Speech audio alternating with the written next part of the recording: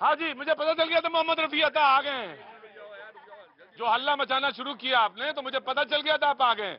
उन्होंने बताया कि चीतों के नाम, मैं आ रहा हूँ। जी जी, देखिए चीतों के नाम पे मैं नहीं जाता। चीते चीते जो है ना, ये तो क्या चिड़ियाघर में पहले चीते नहीं थे? इस देश में कौन कौन सा जानवर नहीं था भैया, बता दीजिए। क्या नरेंद्र मोदी पहली बार है जो जानवर पैदा किए उन्होंने? मैं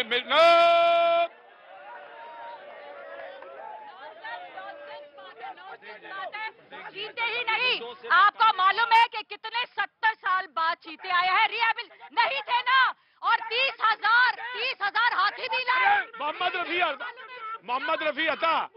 मोहम्मद रफी अता चिड़ियाघर के चीते और वो चीता अभ्यारण्य में, कोई फर्क है या नहीं है? वापस लौटिए, वापस लौटिए।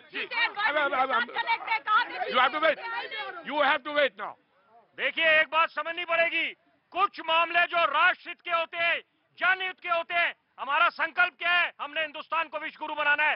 राजनीति के लिए बेशुमार मुद्दे हैं, कुछ मामलों में राजनीति से ऊपर उठ के सोचना पड़ेगा, अपनी सोच को सकारात्मक बनाना पड़ेगा। जनाब, तथ्यों पे बात करिए, पहले तथ्यों पे बराबर। अरे सुन तो लीजिए, अरे मैं जब बोलूंगा तो मिर्चें लगेंगी आपको। मैं तथ्यों पे बात करता हूँ। अरे पहले ऐसे नहीं, चर्चा सार्थक रहने दीजिए। यहाँ आओ चीता, यहाँ खड़े हो जाओ चीता। नहीं चीता, नहीं खड़े हो, बोलने दीजिए। आजादी के समय बड़ी जरूरी बात बोलूंगा दोस्तों। आजादी के समय हिंदुस्तान को सोने की चिड़िया कहा जाता था, land of the golden sparrow. $1 1 रुपए का था। आजादी के बाद किसकी सरकारें रही? अगर अर्थव्यवस्था का भट्टा बैठा है तो कौन गुनहगार है? पहले एक मिनट सुन लीजिए, यहाँ पर एक मिनट समझ लीजिए, मैं बहुत बड़ी बात बोलूंगा, मिर्चें लगेंगी। यहाँ पर सोच को सकारात्मक रखना पड़ेगा और ये समझना पड़ेगा कि अगर कुछ बातें अच्छी हो रही है, देश आगे बढ़ा है, स्वागत करिए ना। ये बात कर रहा है आजादी के समय का, ये भूल जा रहे हैं। आज हमारा विदेशी मुद्रा भंडार जो अभी जस्ट आरबीआई ने जारी किया है, कितना है? $545 अरब पहुंच चुका है, लगातार घटते जा रहा है। आप ही के समय में कुछ महीना पहले हम लोग डिबेट करते थे तो बड़े गर्व से कहते थे कि भाई विदेशी मुद्रा भंडार $36 अरब है। इतना तेजी से गिरता जा रहा है, आपका विदेशी मुद्रा भंडार गिर रहा है।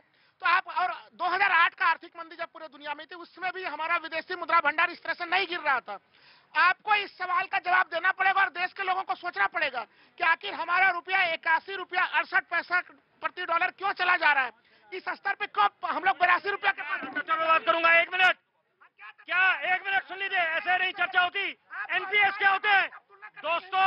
एनपीएस क्या होते हैं? Non performing assets. ऐसे कर्जे दे दिए भगोड़ों को, इकोनॉमिक फ्यूजिटिव्स को, जो पता ही नहीं है किसकी सरकारों में दिए। अरे मैं सच बोलूंगा तो आपको मिर्चें लगेगी। भगोड़े कौन से भगोड़े थे? किसकी सरकारें थी? किसकी सरकारें थी? मैं नाम लूं? एनपीएस क्या होते हैं? चलिए एनपीएस पे खुलासा करो, बात चलेगी जो बहुत दूर तक जाएगी। नाराज है क्या आज? नहीं, मैं आया, मैं आ रहा हूँ। One by one. जी, बैठ, क्या करें, इनको बैठा दें?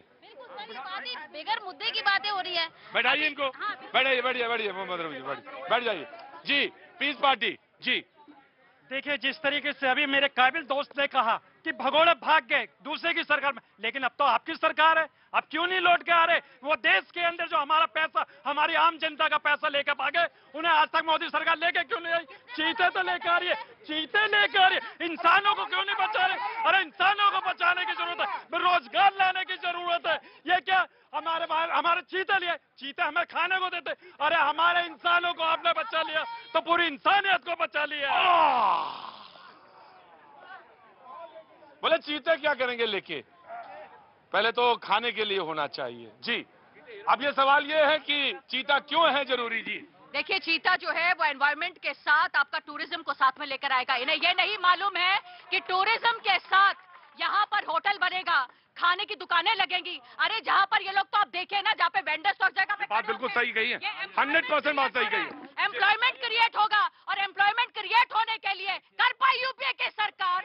70 साल से इन्होंने क्या किया?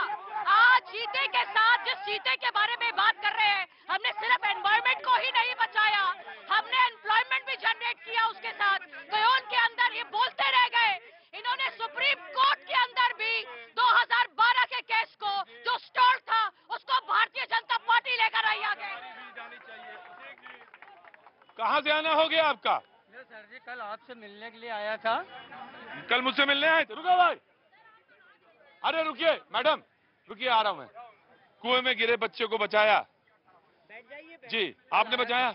मैंने बचाया सर, और कल मिलने आया था आपसे रात को। मेरे कुएं में बच्चा गिर गया था, बचाया आपने? हाँ, मैंने बचाया। क्या नाम है आपका? गजराज सिंह। गजराज सिंह, कहाँ के रहने वाले हैं? एमपी। एमपी में कहाँ के? राजगढ़ ब्यावरा। राजगढ़ ब्यावर के।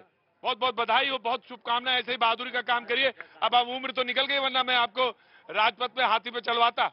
सर कुछ बात नहीं, सब ठीक है। कोई बात नहीं, अब तो कर्तव्य पथ हो गया। कोई बात नहीं, लेकिन आप ऐसे ही अच्छे काम करिए, समाज में ऐसे ही अच्छे काम करने चाहिए। रात को 3000 रुपए निकाल लिए मेरे यहाँ। कहाँ से? यहीं से। शो से? हाँ, नहीं आपका शो खत्म हो गया जी, उसके बाद। शो के बाद देखो भाई, एक बात बहुत जरूरी है, जितने लोग यहाँ खड़े हो अपनी अपनी जेबें सब संभाल के रखो। 3000 रुपए निकालिए।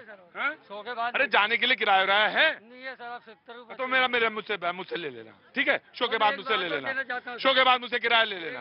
और बोलो। तो मोदी जी है देश के नगीने। मोदी जी हैं? मोदी जी है देश के नगीने, और दुश्मनों को छुड़ाते हैं पसीने, और दुश्मनों को छुड़ाते हैं पसीने, और अमेरिका से ले आए आतंकवादियों को मारने वाली मशीनें। मोदी मोदी मोदी, वाह क्या बात है। क्या नाम बताया आपने? गजराज सिंह। गजराज जी। और भैया आप कहाँ से आ गए? मैं तो झारखंड से हूँ।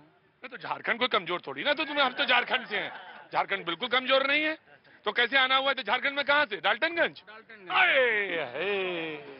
पलामू के हैं आप? देख के लिखा हुआ था चेहरे पे पलामू, देखिए इनके यहाँ टाइगर होता है जबरदस्त। तो बहस का हिस्सा जी, जी। आप मोर को दाना खिलाइए या चीते लाइए, अच्छी बात है, वो भी कीजिए, लेकिन देश के लोगों को रोजगार चाहिए कि नहीं?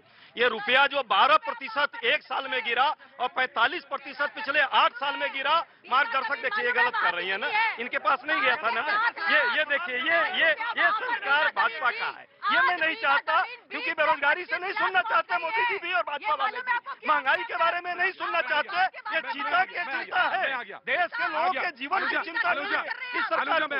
देश के लोगों के जीवन की भी चिंता होनी चाहिए, ये ज्यादा जरूरी है। हमारे और आपके भविष्य की भी चिंता होनी चाहिए, नौजवानों का भविष्य कैसे बनेगा। और एक फैक्ट आपने गलत बोला था, 12 और 13 का याद कीजिएगा, उठाइएगा। भारत विश्व की चौथी बड़ी अर्थव्यवस्था थी, ये जितने चिल्लाए यहाँ, ये सच्चाई थी मनमोहन सिंह के समय में, और इन्होंने उसको गलत अनुजा नहीं अच्छा नहीं करूंगा। कांग्रेस का संस्कार नहीं है, हम भारत जोड़ने वाले हैं, ये नफरत फैलाने वाले लोग नहीं। आप जाइए ना, तो वहाँ जाइए ना, आपका संस्कार क्यों अपने समय में आना चाहिए। अरे आप बैठे नहीं ना, दूसरे को बैठा लें। खड़े यहाँ पे आइए, इधर अनुजा, इधर आइए, आराम से हाँ बोलिए, आप बोलिए आराम से। देखिए ऐसा है, अब जब से चीता वहाँ पर आया उसके बाद क्या बताइए। ये यहाँ जो डिबेट का कोई नियम तो तय कीजिएगा, ये अपना बोल लेती है। नियम बिल्कुल तय है, जिसने भी गड़बड़ी करी उसको 1 हफ्ते के लिए निकाला मैंने यहाँ से।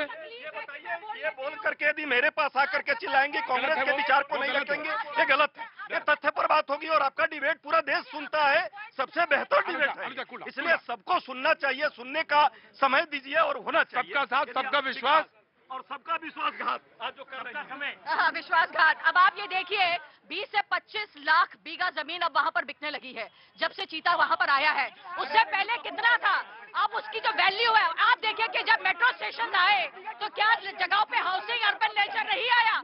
आज इनसे पूछिए आप, आज जो इकोनॉमी के लोग बात करते हैं, हम लोग 5th इंडेक्स पर जब हम लोग खड़े हैं, आज इनको इस बात के बारे में दुख हो रहा है कि क्योंकि इनकी खुद की सरकार जो भारत जोड़ो कर रही है,